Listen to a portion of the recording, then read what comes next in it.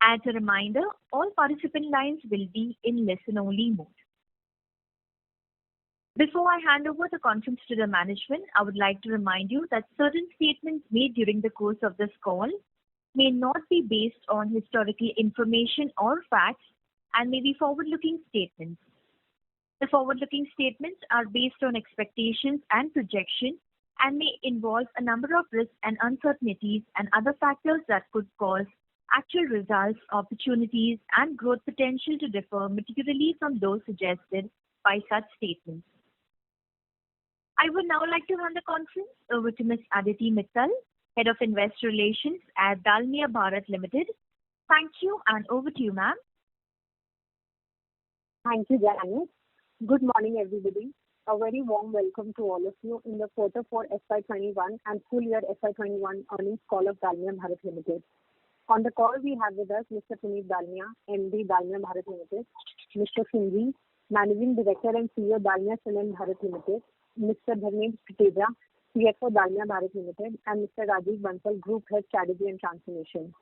We will have the management opening remarks from Mr. Dalmia, Mr. Singhvi, and Mr. Tuteja, after which we will open the floor for questions. Over to you, Mr. Dalmia. Good morning, everyone. It gives me great pleasure to welcome all of you to the Q421 earnings call of Dalmia Bharat.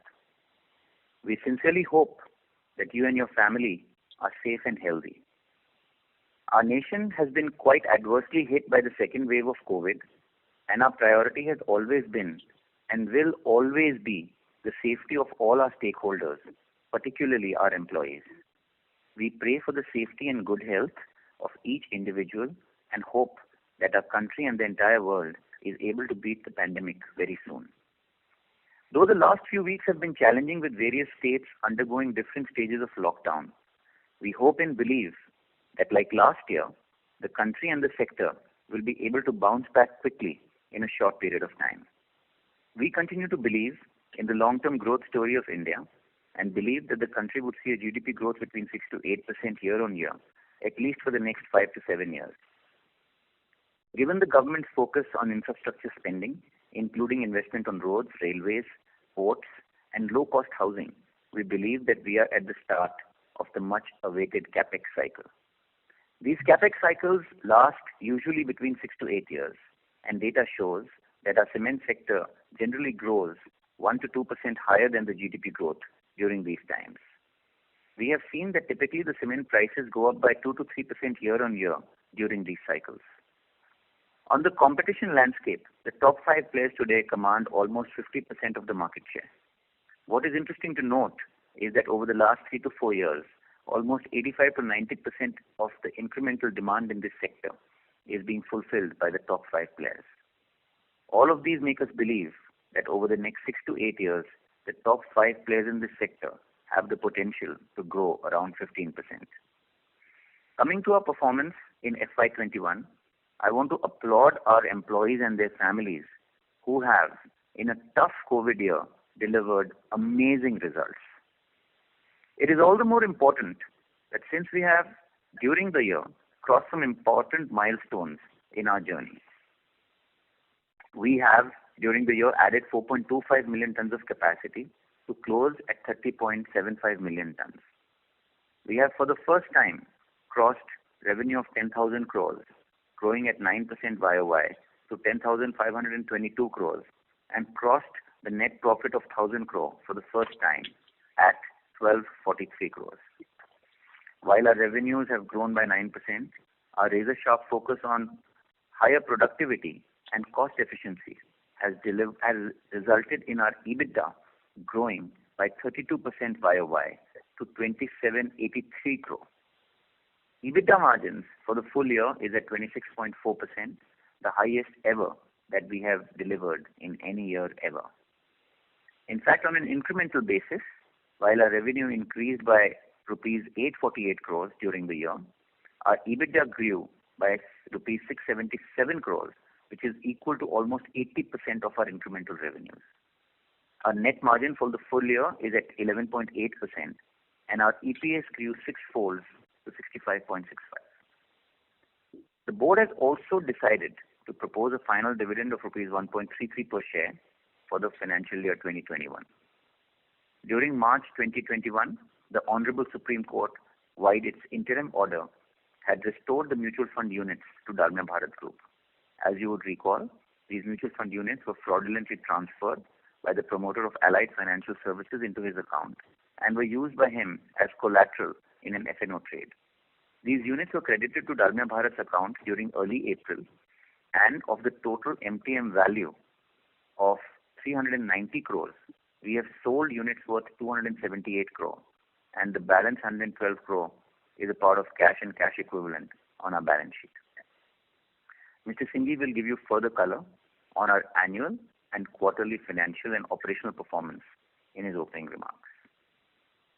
We had, during our earnings call for Q3 in February, spoken about coming up with our capacity addition plan, capex plan, and a capital allocation framework in this earnings call.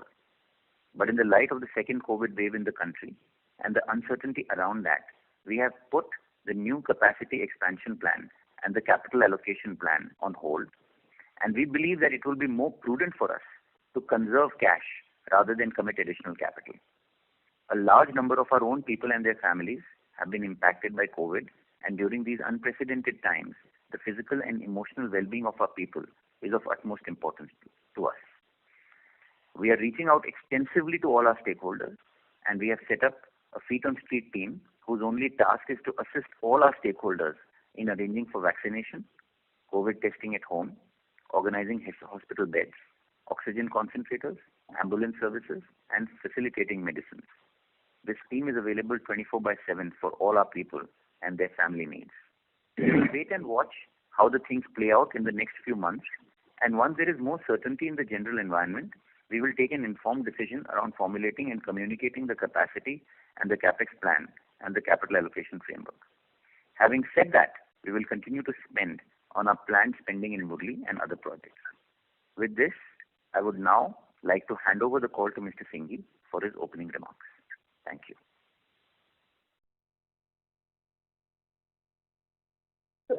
Dear friends, happy morning. Namaskar.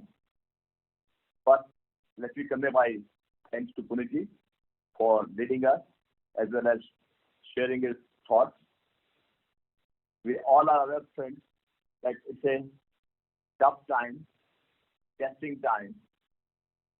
Last year was also the same, but we all committed to ourselves that we should consider this as new normal and come out as winner by efforts of each and every member of our Dalmia Cement family.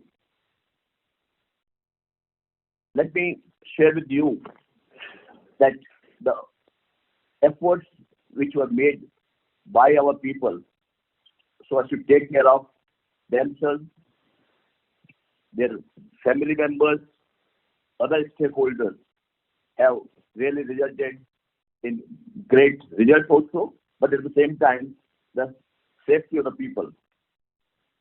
Today again, on this call also, I'd like to convey our sincere thanks and gratefulness to our people who have worked hard all through this difficult time and rose to the challenge and delivering the industry's best performance. Our people are our strength, our people are our assets, and over the years, we have worked very hard on building a committed team with robust value system and culture. I know when times are tough, the efforts of the past begin to bear fruits, which is what we all so witness this time around, and this is what Siponiji has shared. But to enjoy the great performance, I would like to again repeat that during the year, we have achieved several milestones with annual revenue crossing 10,000 crore mark for the first time. EBITDA margin highest ever, 26.4%. The PAT crossed 1,000 crore for the first time, and the PAT margin of also the highest ever, 11.8%. You all know that at the beginning of the year, after the lockdown was imposed in the month of May and June, there were various speculations, projections for the GDP growth or degrowth, I would say degrowth of the economy, as well as the projections about the growth of cement sector. I still remember that the figures which were talked about, that cement demand may degrow by around 15%. And when we take stock of the situation and look at full year, it looks like that the industry as whole for the India would be degrowing around 3 to 5%. In such a testing time, with the efforts of each one of our team members and with the strength of our brand, the person you are speaking with has put your call on hold. Please stay on the line. आप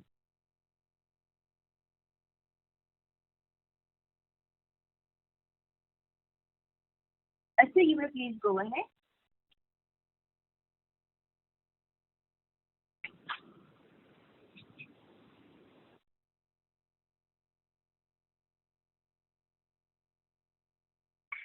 Speakers, your lines are unmuted. You may please go ahead.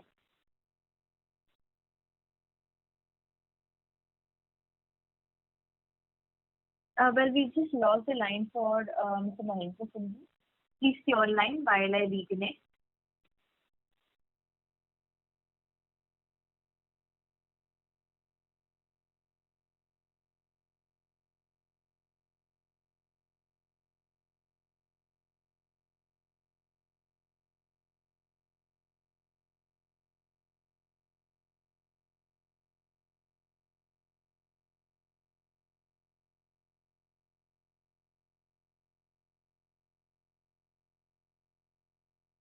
Ladies and gentlemen, thank you for patiently holding the line. We have the speaker's line connected. Over to you, sir.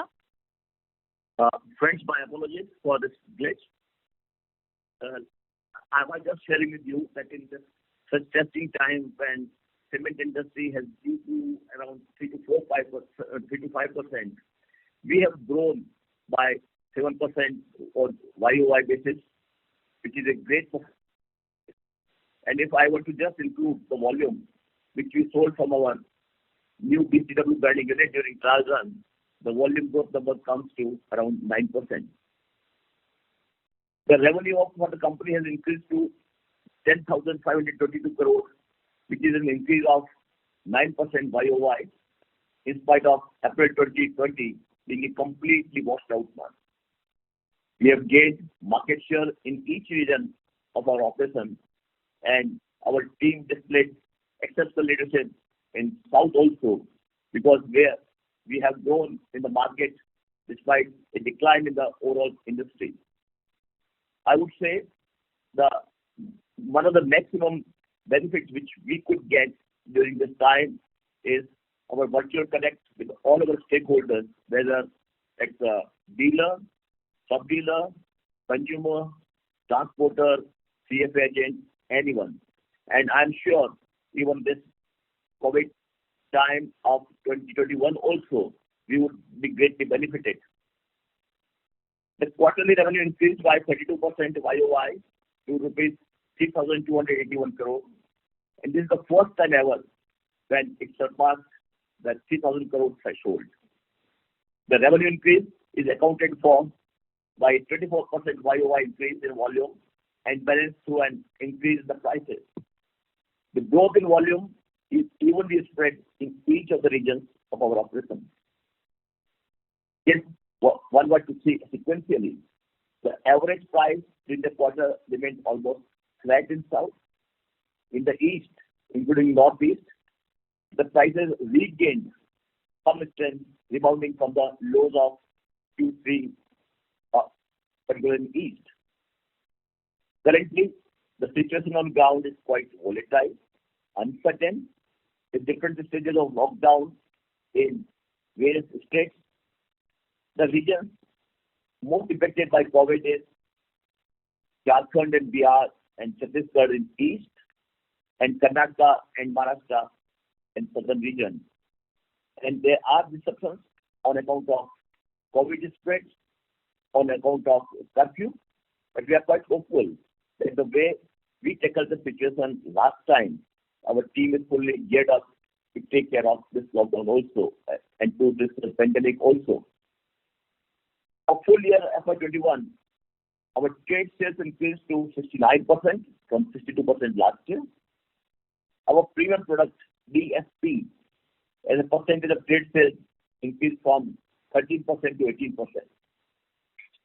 Our overall blended sales was 80% for the full year as compared to 74% last year.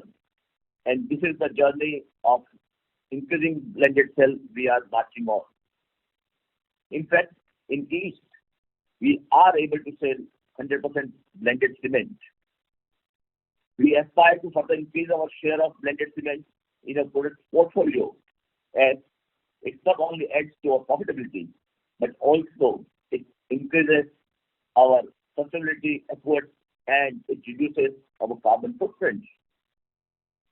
Moving on to the quarterly cost trend, our logistic cost in the quarter has increased to 1,041. However, we have been able to contain the adverse impact of the sharp increase in the diesel cost through a reduction in the lead distance and various initiatives. On a full year basis, the per ton logistic cost has almost remained flat as against an almost 30% increase between the March exit prices of diesel from 62 in March 20 to rupees 81 per litre in March 21. The raw material cost increased QOQ to 864 per ton in Q4, mainly because of significant increase in the prices of slag in East and fly ash in South. On full year basis, there has also been a slight increase of 4% and cost increase to 754 rupees per ton. During Q4FY21, the power and fuel cost has moderately increased QOQ to 875 rupees per ton in spite of the steep increase in the cost of both petcoke and coal. This is because we were able to utilize some low-cost inventory of petcoke, reduce the petcoke proportion from 70% in Q3 to 52% in Q4, and also could realize some savings through improvement in both heat consumption and power consumption. For the full year FY21, we have in fact witnessed a decline in our overall cost per ton to 798 rupees per ton, and this is more specifically, friends, because there was reasonable softness in fuel prices during H1.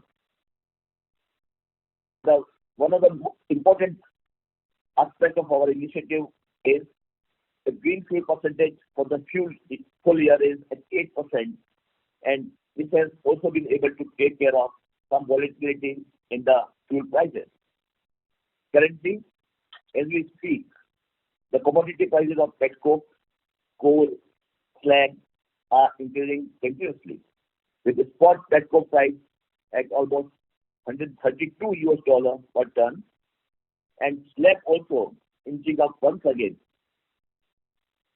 During the full year FY21, we have closely monitored and controlled the fixed cost. Due to current adverse external environment, now we have ensured that for the safety of the people also, there is a total restriction on the travel, and at the same time, the rent and other administrative related expenses would also come down. And we believe that unless normalcy arrives in the market, some of these costs will remain contained. For FY21, the EBITDA has increased by 32% to 2,783 crores.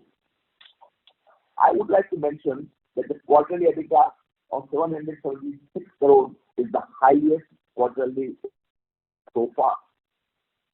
Our EBITDA margin for Q4 is 23.7%, and for the whole year, our highest 26.4%.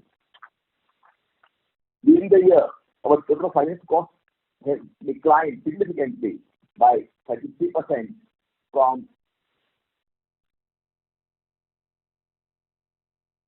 438 crores to 295 crores. This is on back of rupees 2,234 crore reduction in the gross debt. Over the last 3 years, we have reduced our debt by almost 50%, and our current net debt to EBITDA, stands almost to zero. We are literally a net debt-free company with net debt to EBITDA of 0.04. The full year growth in debt has been more than 5 times YOY to 1,214 crores.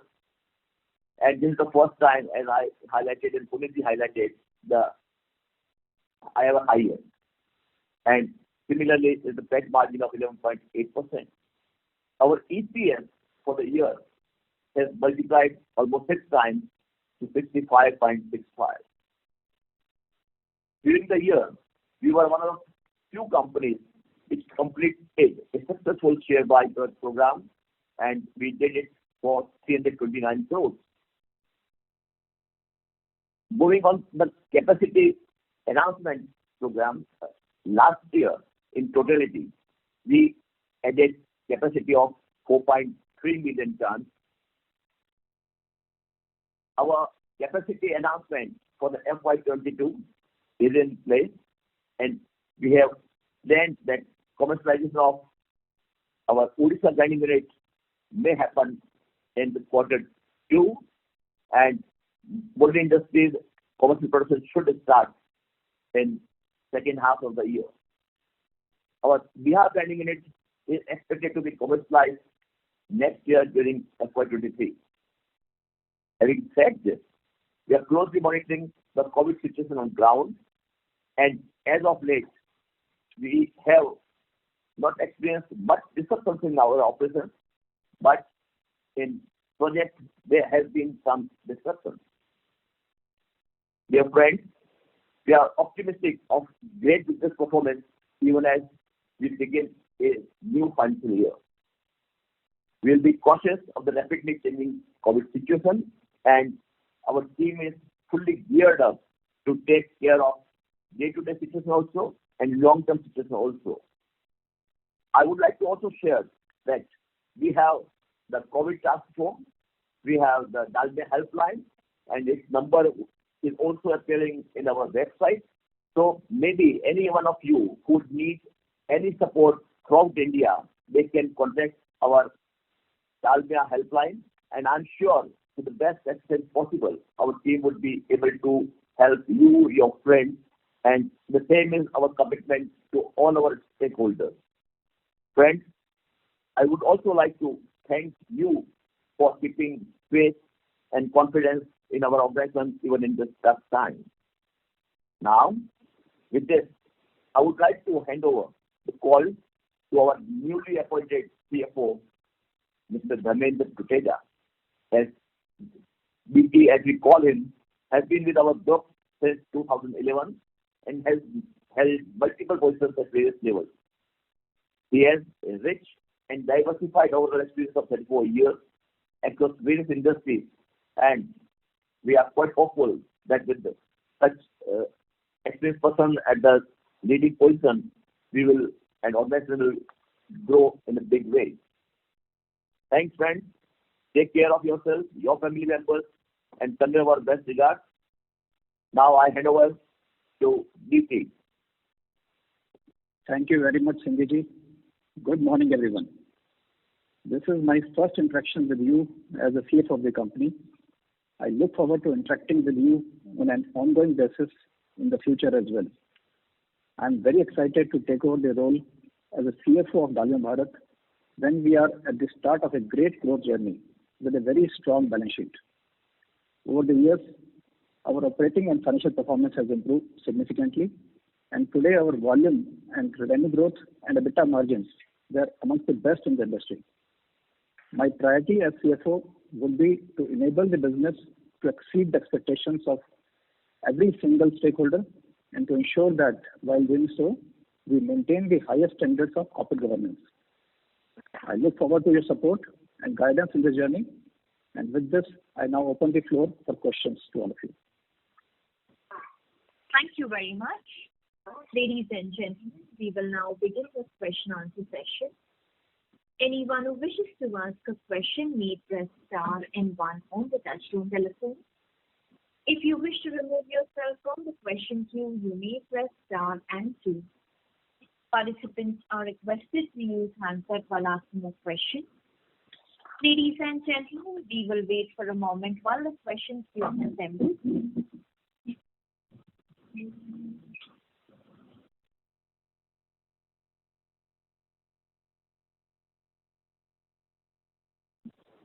The first question is from the line of Indrajit from CLSA. Please go ahead. Hi, thank you for the opportunity. I have a couple of questions. First is on the deferment of the capital allocation policy. Now, as Singh mentioned, we are effectively a net cash company, almost there. I understand in the current fluid situation, it may not be advisable to incur capex right now. But what was the thought process behind deferment or the planning of it altogether, so that when things we get hit on the running and we can actually start it really fast in terms of the capital allocation and capex?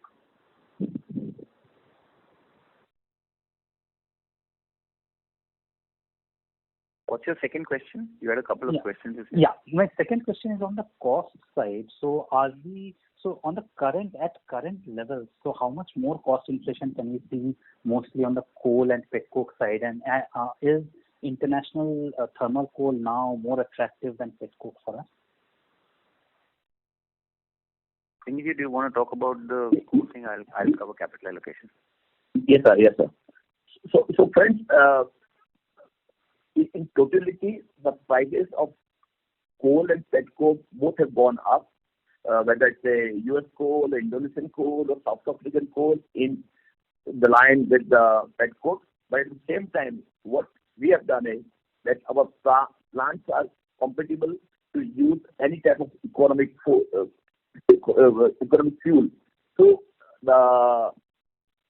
whenever there is a U.S. coal which is economical, or the South African coal or Indonesian coal, we have used it and will continue to use it, and that's why our fuel cost will not be in equivalent to 120 or 130 US dollar petcoke price.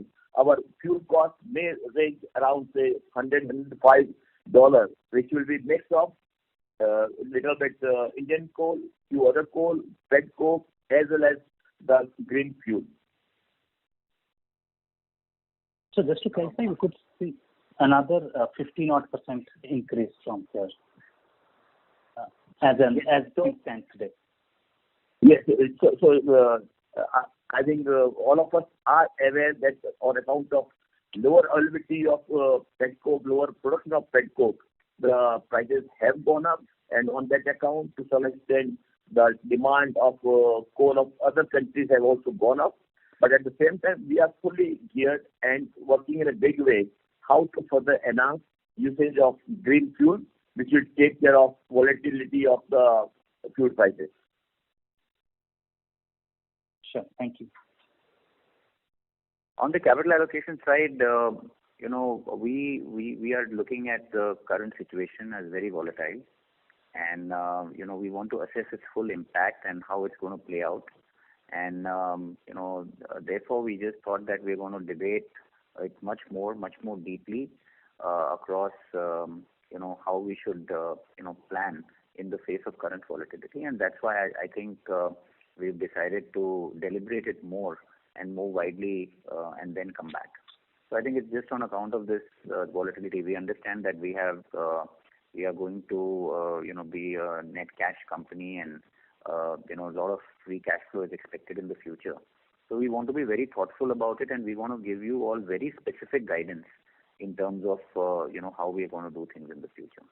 So I think that's why we thought that let's pause and reevaluate the impact of this, because this is a development in the last 2-3 weeks, and we just want to fully factor this into our thinking before we come back to you. Thank you so much. And let me just assure that whatever say CapEx we have already planned, we are fully working on it, and the new capacities which for which work has already started, we are on the full speed. Sure.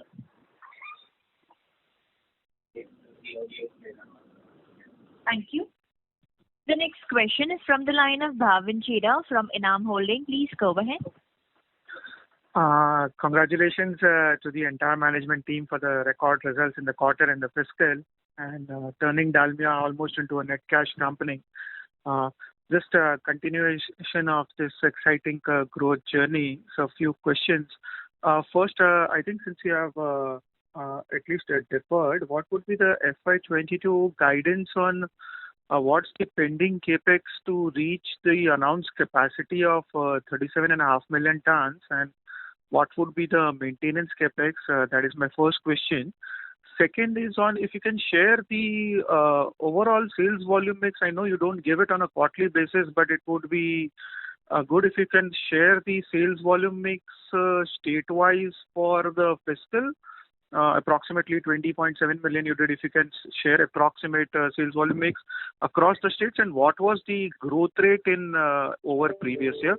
And the last question, if you can guide on the effective tax rate, as this year, this quarter and overall year, the tax rate was too low as there was some credit of earlier years, and I think one of the subsidiary adopting into a new tax regime.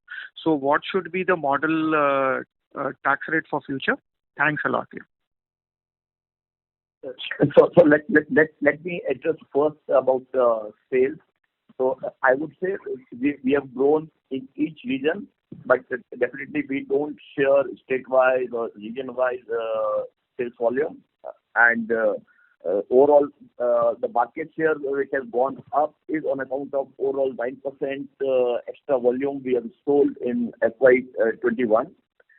But otherwise, state-wise, it will not be prudent for us to share the numbers. And Dharmender, you can talk about the tax rate which is coming low on account of DCPL moving to new tax regime. Yeah, as we have clarified in the notes also, Dalmia Bharat, which is the main operating entity, has moved to the new tax regime, and as a result have got one-time tax reversals of about 2017 crores. And also one of the other subsidiary companies, Dalmia DSP Limited, they also recognized deferred tax assets, which resulted into 59 crores deferred tax credit being recognized. So if you add back these two one-time adjustments, our effective tax rate is about 35%. In the current year also, we expect the effective tax rate to be about 30%, but our cash tax rate is expected to be in very low single-digit numbers as in the current year.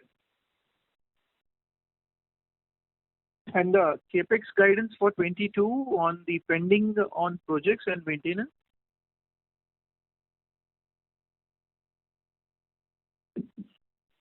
Dharmender, would you like to share number now, or would you give an offline?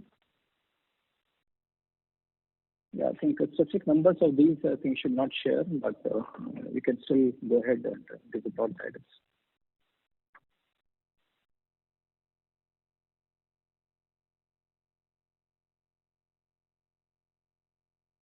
So, share it offline.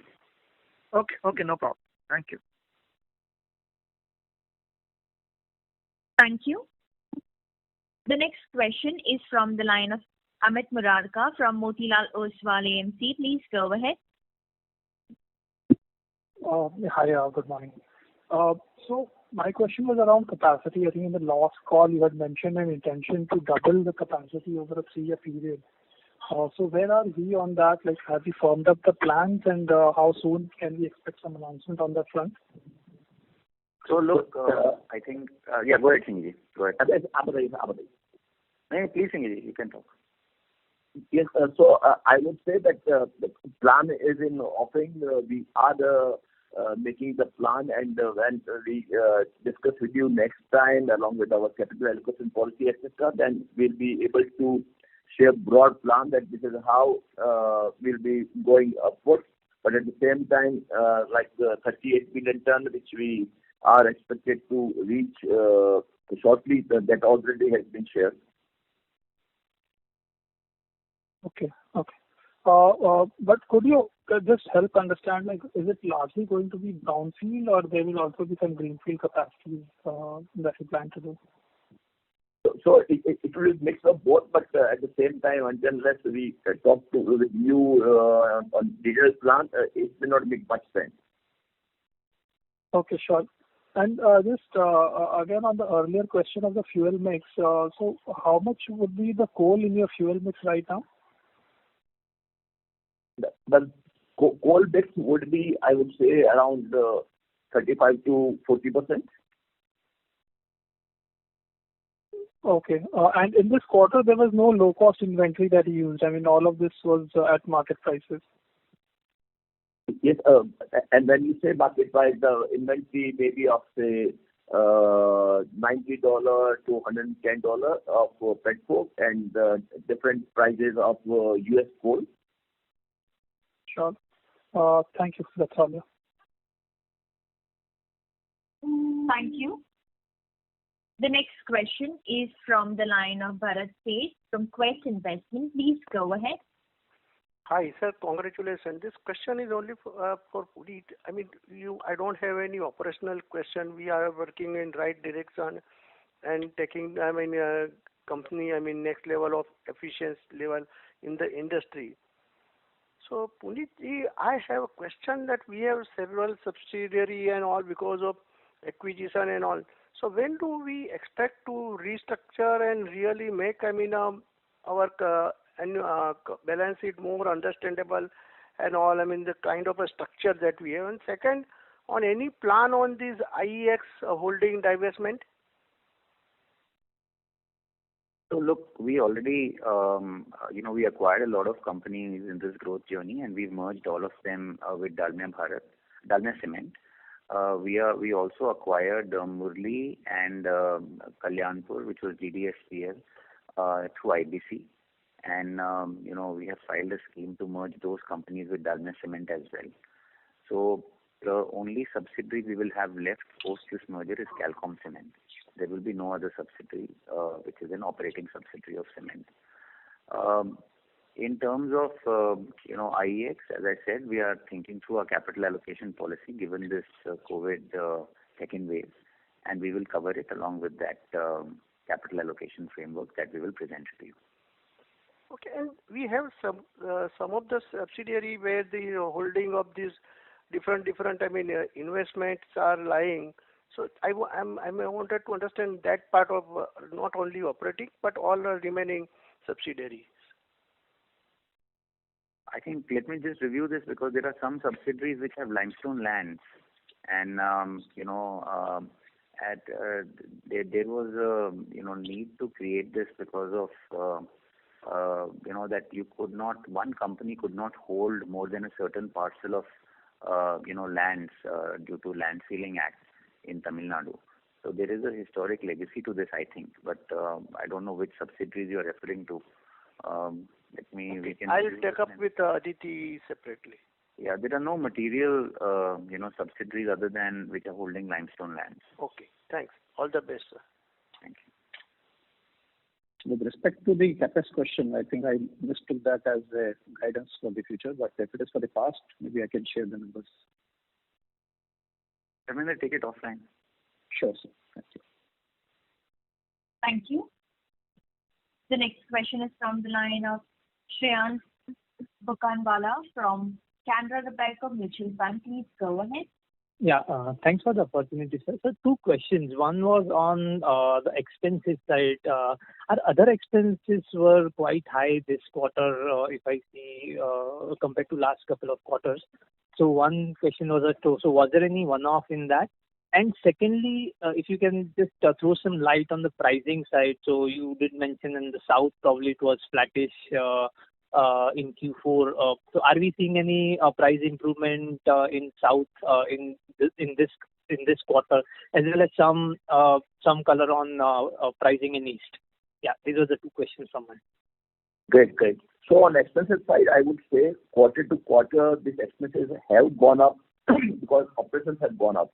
If you compare quarter one to quarter four, there's a huge difference between the volume and in spite of increase which you see in last quarter also, but still the per ton fixed cost in totality would be around, say, 660, 670 rupees, even quarter also and in a year also. So the exercise is also guided by the overall volume which you produce and sell.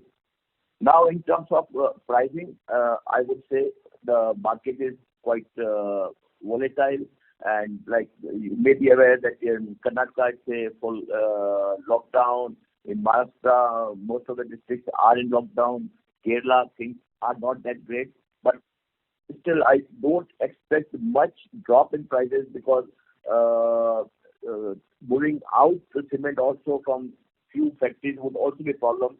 So there will not be glut in cement market, and you know that the prices are mechanisms of demand and supply.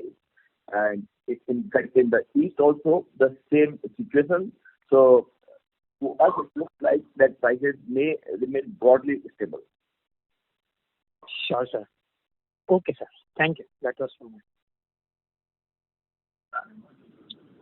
Thank you. The next question is from the line of Kamlesh Vangmar from Prabhudas Lilladher. Please go ahead.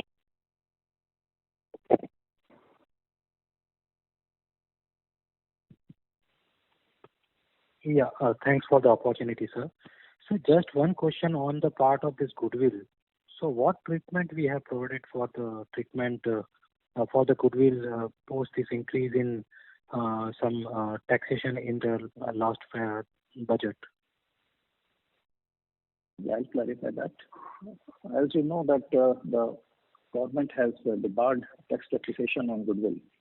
So for current tax, we will not get any depreciation benefit, tax benefit on this goodwill. However, for the purpose of deferred tax asset, this will continue to be a cost of acquisition of the undertaking. So the deferred tax asset gets created instead of at 25% at a capital gains tax rate of 22%. So we take a net charge of about 16 to 17 crores in the P&L account. Sir, hadn't it been the advisable thing that we would have taken the entire write-off of the goodwill, because anyway we are not going to get any benefit on the tax front, and like say optically it would have increased or improved our ROEs.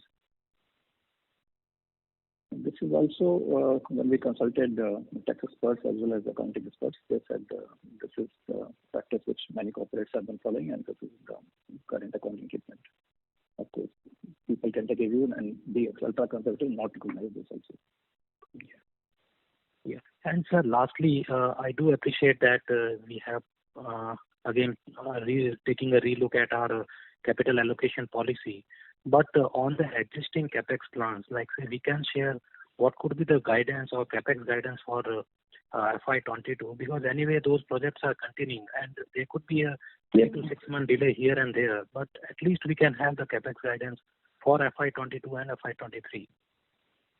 Aditi, can you share that number? Because, again, just to put a caveat, given what Vineet and Singh had said, there's a lot of volatility and uncertainty in the market, but we are going ahead with the capex that has already been planned, and Aditi would share the numbers with you on what we have planned. There could be a few delays of a few months here and there, depending on how the COVID situation and shutdowns are across the country. But Aditi has all the numbers. Aditi? Yeah. So, in Murli, we have spent about 170 odd crores. The budgeted expenditure that we are expected to do at Murli is around 400 to 450 crores. While we are on track to start the commercial production in between quarter 2 and quarter 3 of FY22, the expenditure we could probably spread over the next 12 to 15 months, because all of it is not required to kind of start the commercial production. For the east expansion, from the total budget of 3,200, we have spent close to about 50. Balance is 950 odd crores. A large part of it is allocated towards the Bihar grinding unit. Again, this expenditure you can spread probably evenly between FY22 and FY23. There will be slightly more uncertainty around setting up the unit. I think we should just evenly spread it. Thanks a lot. Thanks a lot, sir. Thank you. Thank you. The next question is from the line of Madhusudan Kela from MK Ventures. Please go ahead. Hello. So, Mr. Dalmia and the team, heartiest congratulations. What a spectacular performance in a tough year. So, I had two questions. So, while we understand that the company is working on the capital allocation and the capex plan, but based on our understanding, there will be significant cash flow which will happen in the company over the next 3 to 5 years. So, is there any other business which you are looking at where you can put this capital, or cement will be the only business which will be there for 5 years also?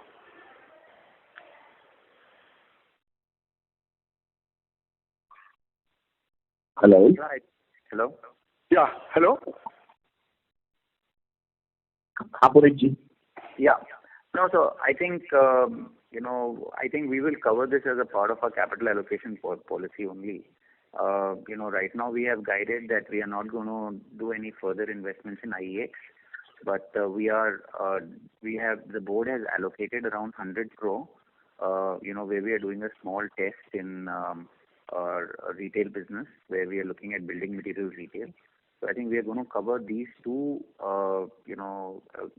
businesses very clearly in our capital allocation policy in the coming years, in the coming quarters. Okay. And the other was one small point which was raised earlier also, because now from a taxation front, when it is clear that goodwill, we are not even going to get depreciation or any other the tax-related benefits, I think it will be prudent to rethink and see if you can do the write-off of the entire goodwill, because that will improve all parameters, including ROE, ROC, meaningfully. Just as a suggestion. Madhu, Rajiv here. I think it's a very good suggestion. It is something on the table being looked at. We were thinking about looking at, when we look at the next 3 to 5 year capital allocation framework, this is one of the points which we are considering also. But given that, we are not able to finalize capital allocation framework, given that the capacity and the capex plan got delayed, we will definitely be looking at it and covering it as a part of our capital allocation framework, which will come back to you in the coming months. Absolutely, it's an absolutely valid point, because it helps us in improving our return ratio, and this is something definitely is on the table. Okay. Thank you so very much. All the best. Thank you. Thank you. Thank you. The next question is from the line of Prateek Kumar from Antique Stock Broking. Please go ahead. Yeah, good morning, sir. Thanks for the opportunity. My first question is just regarding this recent changes in MMDR Act. How are the mining leases of our 3 locations, Chhattisgarh, MP, and Rajasthan, like placed in terms of PL and ML? And there were 3 changes regarding that which was talked about in the Act. So, what are we thinking about that? So let me say that our PL, they were in quite advanced stage of getting the mining lease. So they are different than what the changes has been brought in. And we are now contesting in court, and we are quite hopeful that we'll be able to convert those PL into ML, because the grant of ML has happened in most of the cases. So we are hopeful, and we have been advised legally that we should be able to convert those PL into ML, and it will take a few more months to get it finally, but we are quite hopeful. And delay in starting work, whether it's PL or ML, does not impact mines being taken away from us. Like, let's say, if you are wanting to wait for new expansion. No, you are right. It won't impact in our any plan. Okay. And sir, can you highlight? We mentioned about higher flat prices during the quarter. So, where were the flat prices during Q4, and how have they further increased in Q1? So these were little bit in the south, and we have already taken various steps, including utilizing pond ash and drying pond ash, etc.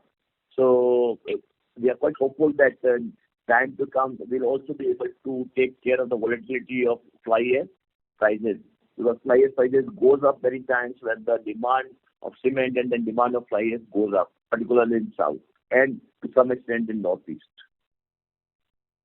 Flag prices, I was asking. Flag prices have gone to like 1200, 1500 range again. Like they went to 1800 once, I remember, a couple of years back. No. Fly ash prices ranges maybe from 700 to 1100, 1200 only. Flag prices are not. Flag prices. So slag, my mistake. Yes. So slag prices, yes, from location to location or the steel company, it ranges from say 1200 to 1600, 1700. Okay. Just one last question on. Well, we have seen like sort of volatility in demand in month of April. So has it like sort of flipped around 20-30% versus record month for March for like industry in April? What's your question, please? So I think as we understand, industry had a record month in terms of sales for month of March across the country. Has the sales flipped like to the tune of 20-30% since March in April? I'm asking. Yes, for overall industry, it may happen about 25 to 30% overall industry. Sure, sir. Thanks. I'll get back.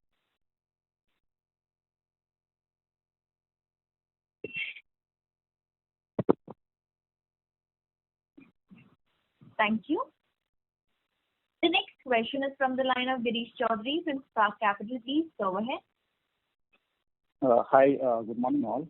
A couple of questions from my side. Firstly, if I look at your product mix, overall blending is around 80% as per the initial comments from the call, but also East it is around 100%, again mentioned in the call.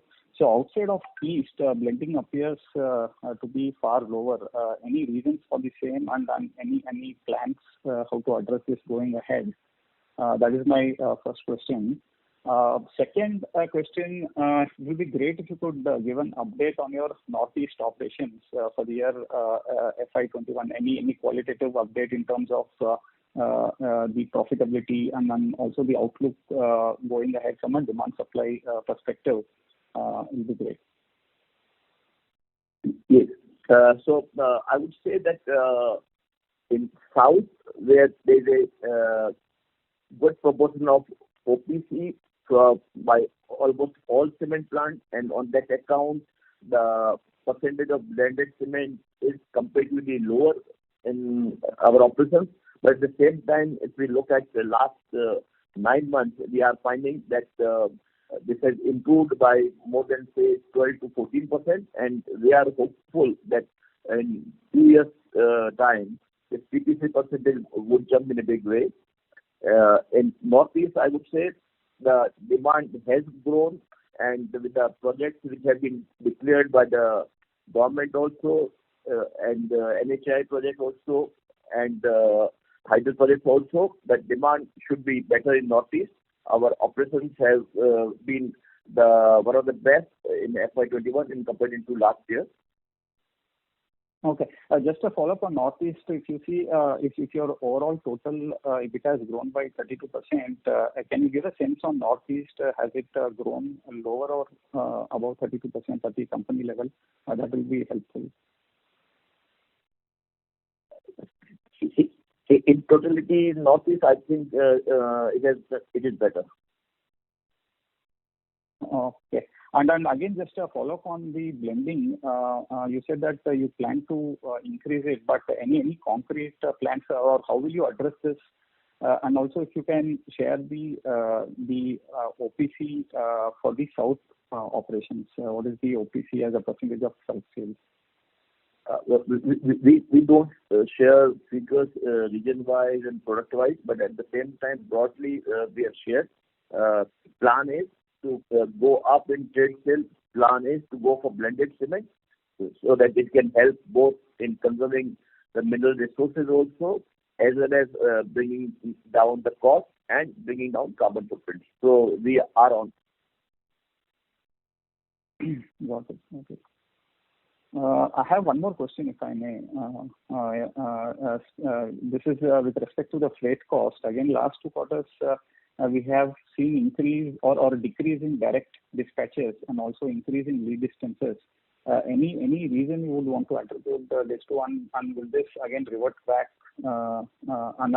And what is the percentage of sales through direct dispatches?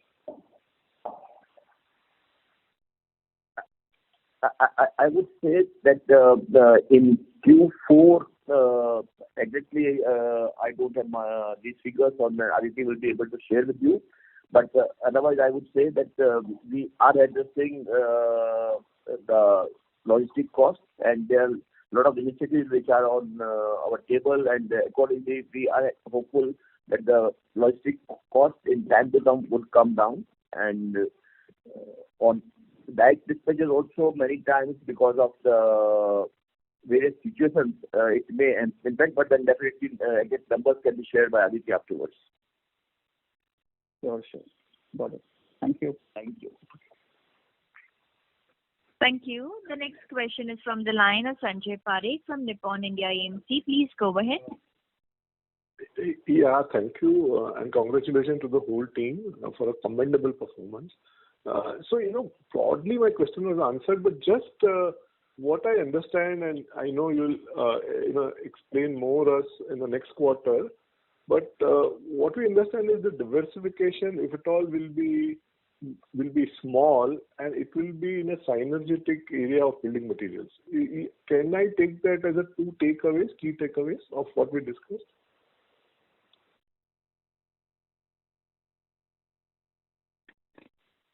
Rajiv?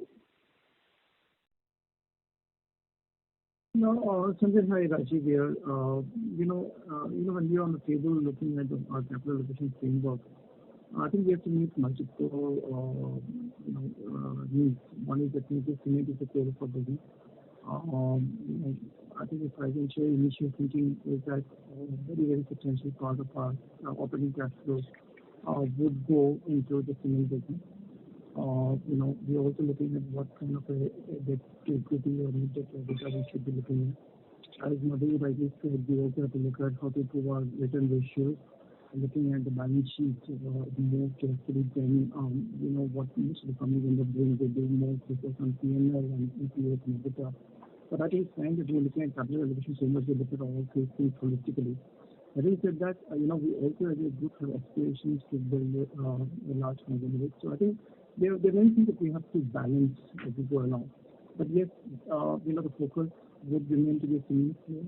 We want to be a larger cement player, and that's the reason what Puneet said about the retail. The board has approved up to 100 crores of investment in that venture, and that has got delayed by a couple of months because of the COVID situation in the country. And they will be able to give us an assessment of where they are and what the initial outcome of the experimentation has been in the next 1 or 2 months, and then we'll be able to take a more holistic view of what it is. So at this point of time, yes, substantially it would be a cement company, cement player, a pure play. IA kind of investment, we're not making any fresh equity investment. IA to be looked at as a part of the larger capital allocation framework, and also the investment that we're making, small investment, accumulation money that we're putting in retail. A deeper thinking is required on that over the next 1 or 2 months, and then we get the results out of the experimentation. Perfect. Very clear, and best wishes to the whole team. Great performance. Thank you. Thank you. Thank you. The next question is from the line of Prateek Shah from Edelweiss. Please go ahead.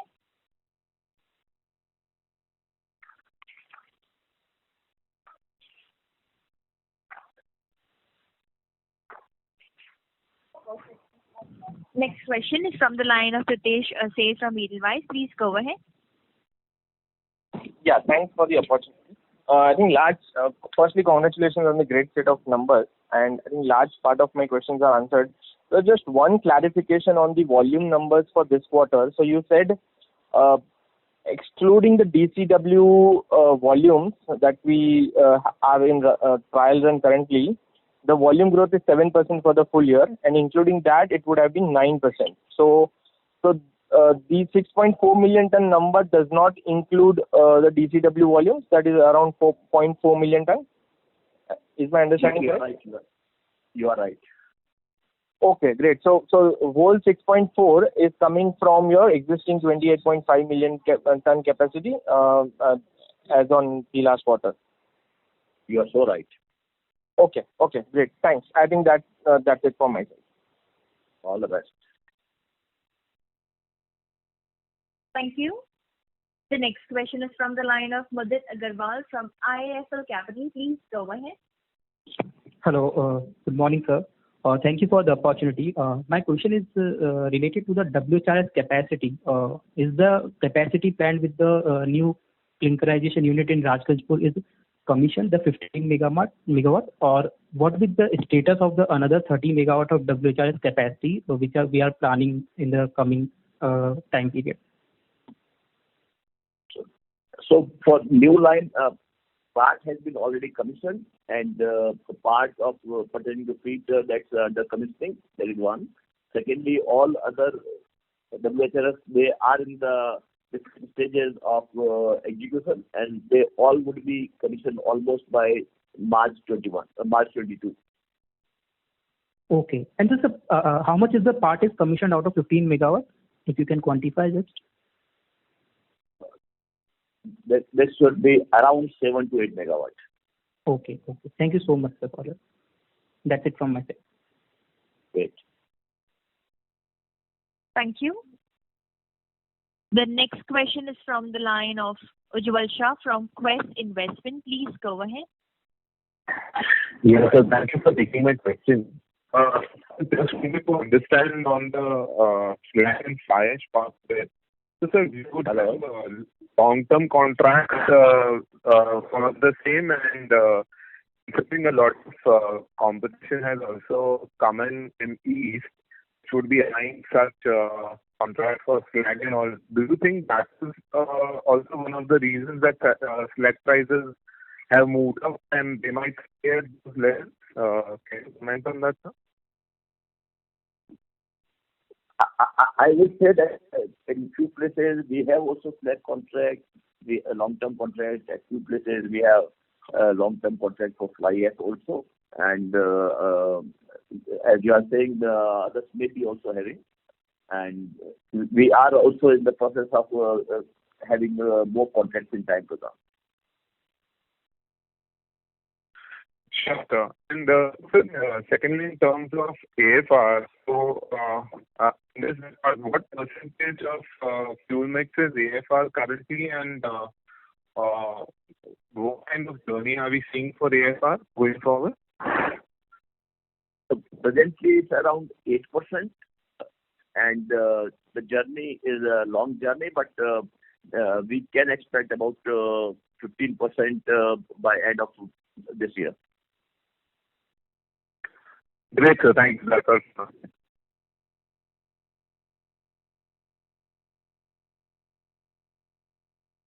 Thank you.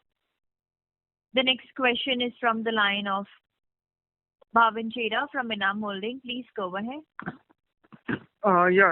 So what would be your clinker capacity on 31st March? That's one question. And your 30.75 million capacity given in press release, does it include Murli Industries 3 million grinding, or it doesn't include that? It excludes that because that has not started its commercial production. Okay, so 3 million you said would probably start by Q2, right? H2. H2, okay. And what would be your clinker capacity on 31st March? That maybe offline it can be given, but that I'll not like to share at the moment. That can be given offline. Okay, no problem. Thank you.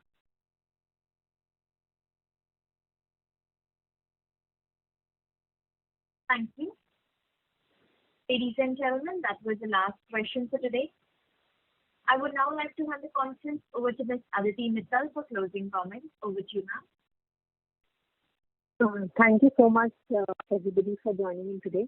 And I would just like Mr. Dalmia to give his closing remarks and end the call. So once again, thank you all for joining in today, and thank you for all your support during a very uncertain year. I want to again just end by saying that I would pray for the safety and well-being of you and your families and your loved ones. These are tough times, but we'll all stay together, and I think united we will win. I also want to just compliment our entire team on a great performance, and I have learned one thing, that if you prioritize people over profits, magic happens. Thank you once again for joining our call, and look forward to staying in touch. Have a great day. Thank you. On behalf of Dalmia Bharat Limited, that concludes this conference. Thank you all for joining. You may now disconnect your lines.